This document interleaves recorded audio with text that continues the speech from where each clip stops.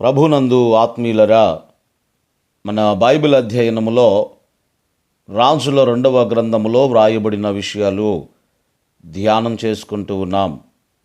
గత ధ్యానములో ప్రవక్త అయినటువంటి ఏలియా పరలోకానికి కొనుపోబడేటువంటి సమయంలో చివరి వరకు అతని శిష్యుడైనటువంటి ఎలీషా ఏ రీతిగా ఏలియాను వెంబడించాడో, ఆ తర్వాత ఏలియా యొక్క అభిషేకము ఎలీషా ఏ రీతిగా పొందుకున్నాడో ఆ విషయాల గురించి మనము ధ్యానం చేసుకుని ఉన్నాం.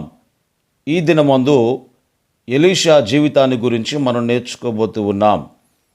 ఏలియా యొక్క అభిషేకాన్ని పొందుకొని తిరిగి వచ్చేటువంటి సమయంలో యోర్దాను నది అడ్డుగా వచ్చినప్పుడు ఆ దుప్పటిని తీసుకొని ఆ నీటి మీద కొట్టగా అది 2 పాయలుగా చీల్చబడింది. ఇక ఆ తర్వాత ఎలీషాతో పాటు కొంతమంది శిష్యులు ఒక పట్టణానికి వెళ్ళారండి. ఈ విషయాలు 2వ అధ్యాయము 19వ వచనము నుండి 22వ వచనం వరకు వ్రాయబడి ఉన్నాయి. ఆ పట్టణానికి వెళ్ళినటువంటి సమయంలో ఆ పట్టణంలో ఉన్నటువంటి నీరు చెడిపోయినటువంటి స్థితిలో ఉన్నది. అంటే బాగా మలినమైనటువంటి స్థితిలో ఉన్నది. ఆ స్థితిలో ఉన్నటువంటి నీటిని శుభ్రం చేయడానికి లేదా పవిత్రపరచడానికి ఎలీషా చేసినటువంటి కార్యం ఏమిటంటే, కొంత ఉప్పును తీసుకొని ఆ ఉప్పును ఆ నీటిలో పోయగా అది బాగుపడెను అని 2వ అధ్యాయము 21వ వచనములో ఆ విషయాలు వ్రాయబడి ఉన్నాయి. ఇక 3వ అధ్యాయము 11వ వచనములో మనము గమనించినప్పుడు ఇశ్రాయేలు ప్రజలు ఎలీషా గారికి ఇచ్చినటువంటి ఒక చక్కటి బిరుదును గురించి ఇక్కడ వ్రాయబడి ఉన్నది. అదేమిటనగా, ఏలియా చేతుల మీద నీళ్లు పోయువాడు అని అక్కడ వ్రాయబడి ఉన్నది. దాని అర్థం ఏమిటంటే, కింద ఫుట్ నోట్లో వ్రాయబడిన మాట ఉపచారము చేసినవాడు, అంటే ఏలియాకు ఉపచారము చేసినవాడు అనే బిరుదు ఎలీషా కలిగి ఉన్నాడు. జాగ్రత్తగా గమనించండి, అక్కడ వ్రాయబడిన సందర్భాన్ని మీకు జ్ఞాపకం చేస్తాను. ఇశ్రాయేలు రాజు మోయాబు రాజుతో యుద్ధం చేయాలి అనుకున్నాడు. అయితే ఈ ఇశ్రాయేలు రాజు ఏం చేశాడు అంటే, నాకు సహాయం చేయడానికి రావాలి అని యూదా రాజు అయినటువంటి యెహోషాపాతును అడిగినప్పుడు, ఈ యెహోషాపాతు రాజు తర్వాత ఎదోము రాజు కూడా బయలుదేరి ఈ ఇశ్రాయేలు రాజుతో పాటు యుద్ధానికి వెళ్తూ ఉన్నారు.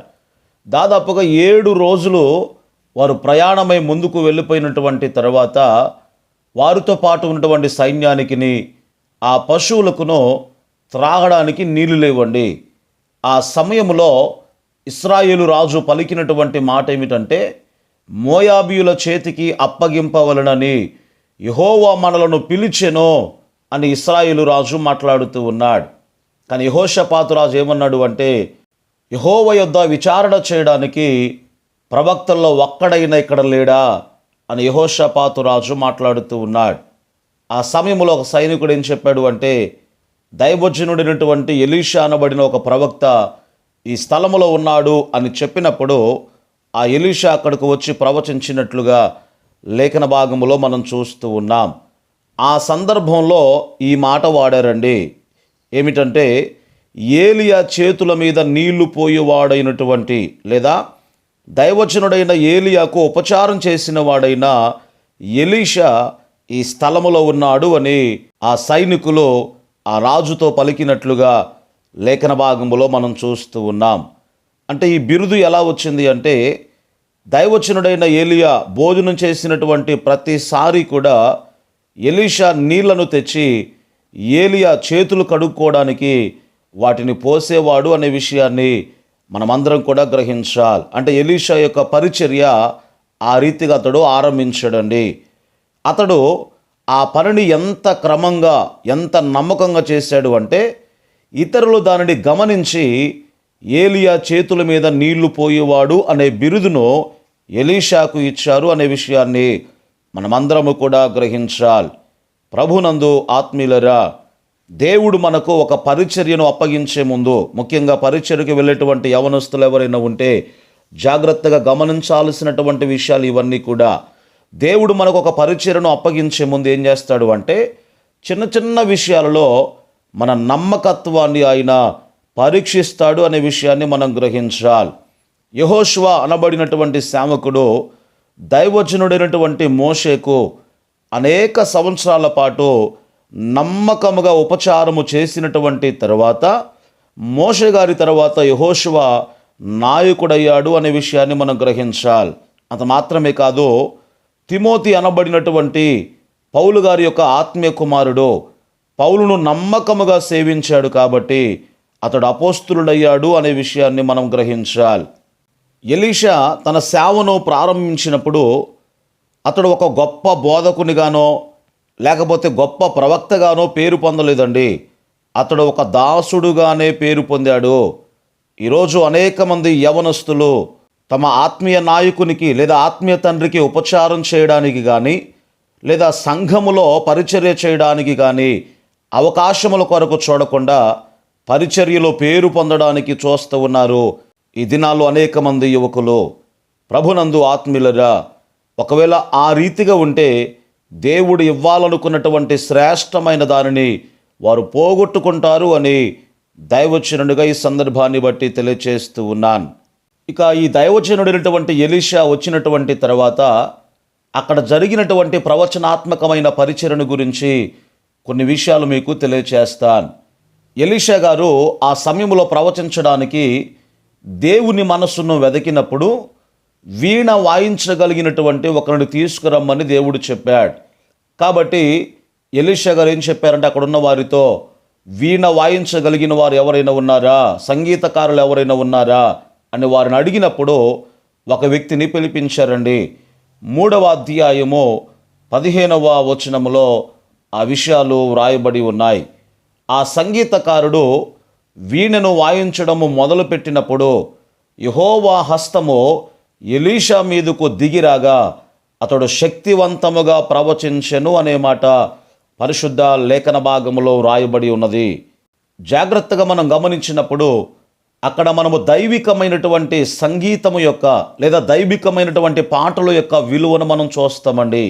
మన జీవితాల్లో కూడా అనేక సందర్భాల్లో ఆదివారపు ఆరాధన సమయములో లేదా అనేకమైనటువంటి సువార్త కూడికల్లో ప్రభువును మనము ఆరాధించు ఉండగా ఆ సమయంలో ప్రభు యొక్క హస్తము మన మీదకు వచ్చి మనము గ్రహింపలేనటువంటి అనేక విషయాలు ఆయన బయలుపరుస్తాడు. అంటే ఆరాధనలోనే దేవుడు తన మనస్సును తన చిత్తాన్ని ఆయన బయలుపరుస్తాడు అనే విషయాన్ని మనమందరము కూడా గ్రహించబద్దులమై ఉన్నాం. అంటే ఆ అభిషేకించబడినటువంటి ఆరాధనలో లేదా ఆ పాటల్లో శక్తి ఉన్నది. అది ఎలీషా మీదకు ప్రవచన ఆత్మను తీసుకొచ్చినట్లుగా ఈ వచ్చిన భాగములో మనం చదువుతాం.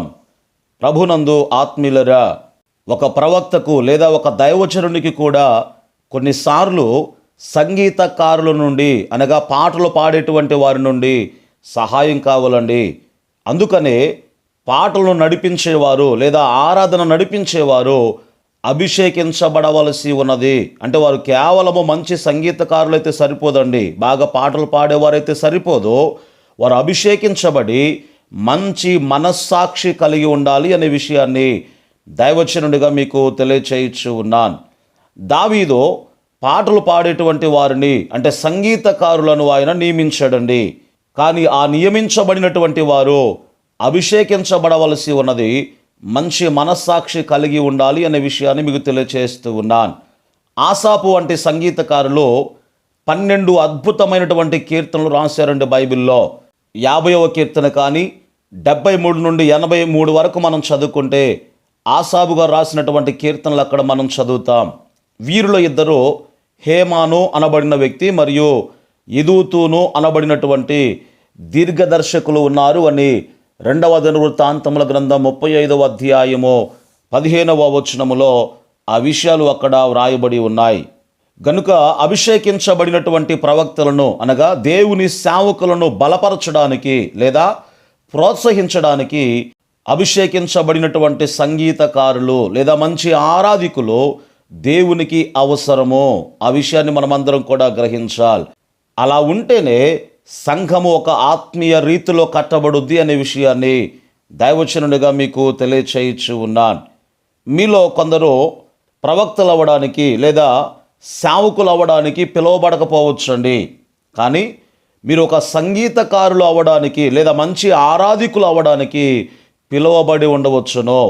అభిషేకించబడినటువంటి గాయకులుగా, లేకపోతే అభిషేకించబడినటువంటి ఆరాధికులుగా మీరు ఉండడానికి పిలువబడినప్పుడు నమ్మకముగా ఆ పని మీరు చేయాలి అనే విషయాన్ని జ్ఞాపకం చేస్తూ ఉన్నాను. మీరు జాగ్రత్త గమనించండి. ఒకవేళ ఆ రోజున ఆ వీణ వాయించినటువంటి వ్యక్తి లోకానుసారమైనటువంటి సంగీతాన్ని అనుసరించి ఉంటే ఎలీషా ప్రేరేపించబడేవాడు కాదు అనే విషయాన్ని మనము గ్రహించబద్దులమై ఉన్నాం. ఆ సంగీతము పరలోకానికి సంబంధించినదై ఉండాలి. అంటే మన ఆరాధన, మన పాటలో మంచి మనస్సాక్షిని కలిగి ఆత్మచేత అభిషేకించబడి మనము పాడుతూ ఉన్నప్పుడు దైవజనులను కానీ ఇతరులను కానీ అవి ప్రోత్సాహపరిచేవిగా, లేదా దేవుని ఆత్మాభిషేకమును పొందుకునేటట్లుగా ఉండాలి అనే విషయాన్ని మీకు తెలియచేయచ్చు ఉన్నాను.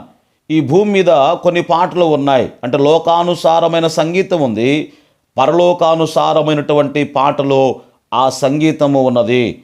పరలోకానుసారమైనటువంటి ఆ పాటలు ఏవైతే ఉన్నాయో వాటిని మనము వివేచించవచ్చండి. ఎందుకంటే అది దేవుని స్తుతించడానికి, మీ ఆత్మను పైకి లేవనెత్తేవిగా ఉంటాయి అనే విషయాన్ని మీకు తెలియచేయచ్చు ఉన్నాను.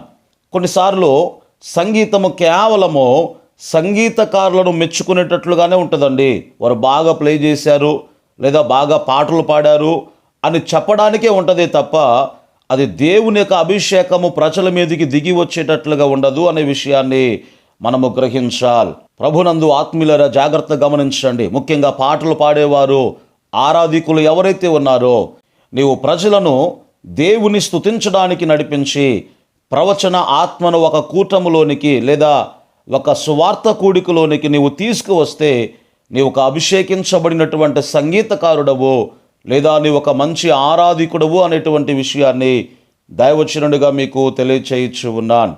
దేవుడి ధ్యానమును మన కొరకు దీవించునుగాక. ఆమేన్.